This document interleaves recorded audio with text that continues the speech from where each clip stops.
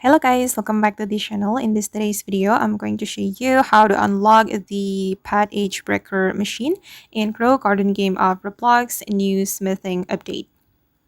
Okay, let's get into it guys. The smithing update has been dropped in Grow Garden and there is a new machine called pad age breaker machine, and you can find the machine nearby the gear shop. You can go to the gear shop first and then you can go to the left side and you can find the machine here. And if you want to unlock this machine guys, you need to have level 100 pad in your inventory.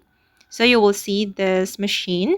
If you don't have the pad with level 100, you won't see this machine.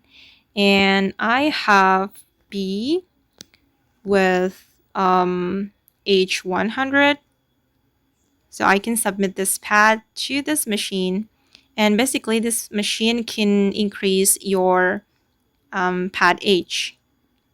And for the tutorial on how to use this machine, I will make it on the next video.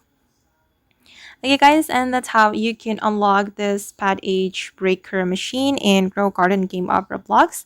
I hope this video will be useful for you. Thank you so much for watching and bye.